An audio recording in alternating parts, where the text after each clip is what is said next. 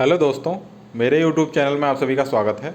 दोस्तों, आज हम लेकर आए हैं विज्ञान का अध्याय 2 9th क्लास, जो है आपका क्या हमारे आसपास के पदार्थ शुद्ध हैं। कल हमने अध्याय 1 के बारे में बात की थी। आज हम अध्याय 2 के बारे में बात करेंगे। तो सबसे पहले हम बात करने वाले हैं इसके महत्वपूर्ण बिंदुओं के बारे में कि ये पाठ किसके बारे में है और इसमें क्या क्या है जो हम पढ़ने वाले हैं। उसके बाद में हम इसके क्वेश्चन आंसर देखेंगे जो पार्ट के बीच में आते हैं वो भी, और जो चैप्टर के लास्ट में क्वेश्चन आंसर हैं उनके बारे में भी। तो आइए सबसे पहले हम बात कर लेते हैं चैप्टर के बारे में कि इसके क्या क्या महत्वपूर्ण बिंदु हैं। तो पहला है समान रासायनिक प्रकृति के पदार्थों को जो एक ही प्रकार के कणों से बने होते हैं उन्हें शुद्ध पदार्थ कहते हैं। नेक्स्ट है मिश्रण। इसको आप ढंग से याद कर लें मिश्रण की परिभाषा को। इसमें से कई सारे क्वेश्चन आपके वस्तुनिष्ठ प्रश्न बन सकते हैं और कई सारे क्वेश्चन वर्णनात्मक क्वेश्चन। तो मिश्रण किसे कहते हैं? दो या दो से अधिक शुद्ध पदार्थों के मेल से बने पदार्थ को मिश्रण कहते हैं। जैसे जल में चीनी, रक्त, वायु और बालू नमक का मिश्रण आदि। हम अगर जल के अंदर तेल डालेंगे तो वो भी मिश्रण ही हुआ। थर्ड है समुद्र का जल, खनिज, मिट्टी आदि सभी मिश्रण के उदाहरण हैं। किसी पदार्थ को अन्य प्रकार के तत्वों में भौतिक प्रक्रम द्वारा अलग नहीं किया जा सकता है, वे शुद्ध पदार्थ होते हैं। जैसे सोडियम क्लोराइड, चीनी आदि। नेक्स्ट है तत्व। आपने मिश्रण पढ़ा, इसकी परिभाषा याद कर लें, तत्व की याद कर लें और यौगिक की याद कर लें। इन तीन की याद करना जरूरी है। तत्व होते हैं किसी पदार्थ का वह मूल रूप होता है जो एक ही प्रकार के रासायनिक प्रकृति के बने होते हैं और जिसे किसी भी भौतिक या रासायनिक प्रक्रम के दौरान अलग नहीं किया जा सकता है, वह तत्व कहलाता है। जैसे लोहा, ऑक्सीजन, सल्फर, सोना, चांदी आदि।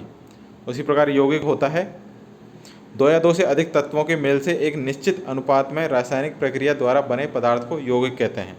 मिश्रण में क्या होता था? उसमें अनुपात निश्चित नहीं होता था और हम दो से अधिक या दो शुद्ध पदार्थों को मिला देते थे, वो मिश्रण कहलाता था। लेकिन यौगिक में जो भी हम तत्व मिला रहे हैं उनका एक निश्चित अनुपात होता है कि हमें ये चीज़ कितनी मिलानी है और ये चीज़ कितनी मिलानी है। दोनों में यही अंतर होता है, मिश्रण में और यौगिक में। तो यौगिक की परिभाषा है दो या दो से अधिक तत्वों के मेल से एक निश्चित अनुपात में रासायनिक प्रक्रिया द्वारा बने पदार्थ को यौगिक कहते हैं। जैसे जल, नमक, चीनी, अल्कोहल एवं कार्बन डाइऑक्साइड आदि, ये सभी यौगिक हैं। अब हम बात करते हैं समांगी मिश्रण और विषमांगी मिश्रण। जितने भी हम टिक लगा रहे हैं, एरो खींच रहे हैं, वो सब इम्पोर्टेंट परिभाषाएं होने वाली हैं, तो इन सबको अच्छे से याद कर लें। तो समांगी मिश्रण क्या होता है? वह मिश्रण जिसकी बनावट समान हो तथा उसके कणों को अलग नहीं किया जा सकता या फिर अलग अलग पहचाना नहीं जा सकता।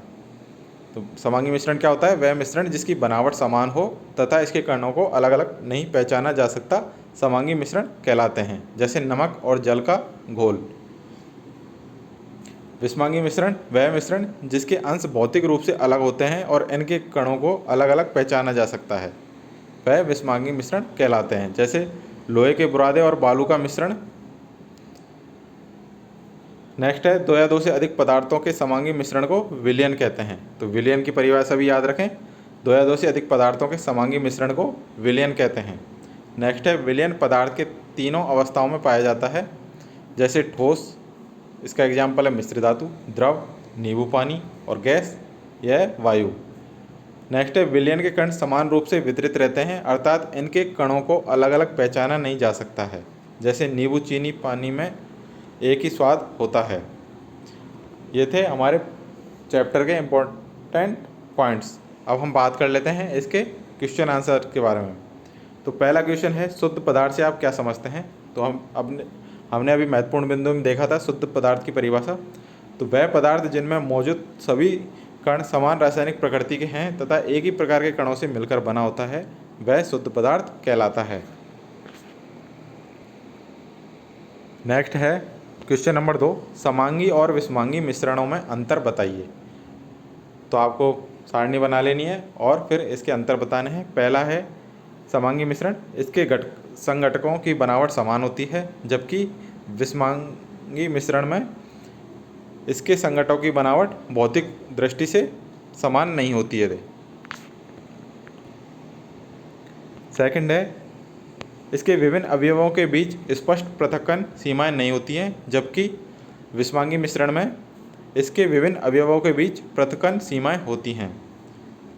जो उदाहरण है समांगी मिश्रण के वह हैं शक्कर या चीनी का विलयन, और विषमांगी मिश्रण का उदाहरण है सोडियम क्लोराइड और लोहे का छीलन।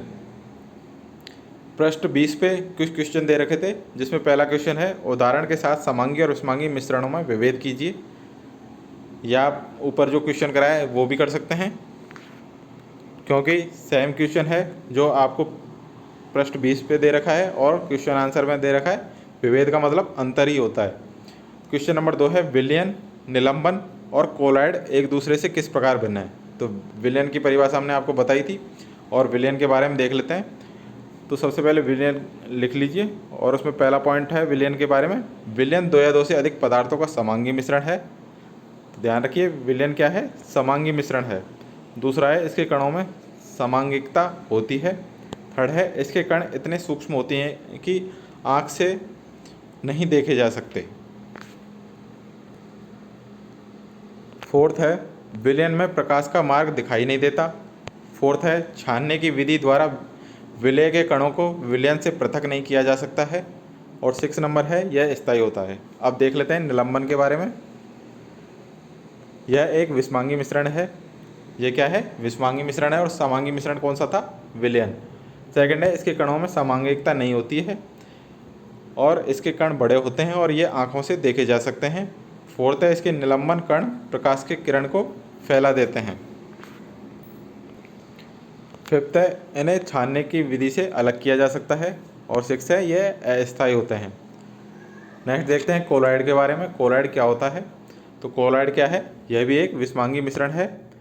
सेकंड है इसके कणों में भी समांगिकता नहीं होती है। इनका आकार छोटा होने के कारण इन्हें आंखों से नहीं देखा जा सकता। फोर्थ है यह प्रकाश के मार्ग को दृश्य बनाते हैं और टिंडल प्रभाव दिखाते हैं। यहाँ पर पूर्ण विराम आएगा, क्वेश्चन मार्क नहीं आएगा। फिफ्थ है छानने की विधि से इनके कणों को पृथक नहीं किया जा सकता है, क्योंकि इन्हें आंखों से नहीं देखा जा सकता, क्योंकि इनके कण बहुत सूक्ष्म होते हैं। 6 नंबर है यह भी अस्थायी होते हैं। तो यह थे इम्पोर्टेंट क्वेश्चन जो पार्ट के बीच में थे। बाकी जो क्वेश्चन बच रहे हैं या फिर आपकी कोई भी क्वेरी हो वो आप कमेंट सेक्शन में बता सकते हैं। नेक्स्ट वीडियो हम आपके लिए कल बनाएंगे। तो ये वीडियो यहीं तक था। तो चैनल को सब्सक्राइब करना ना भूलें और इसी तरीके का प्यार दें। मिलते हैं नेक्स्ट वीडियो में। सभी पढ़ते रहें। आपके एग्ज़ाम अगस्त में होने वाले हैं, तो सभी एक बार वीडियो को ज़रूर देखें। Thank you.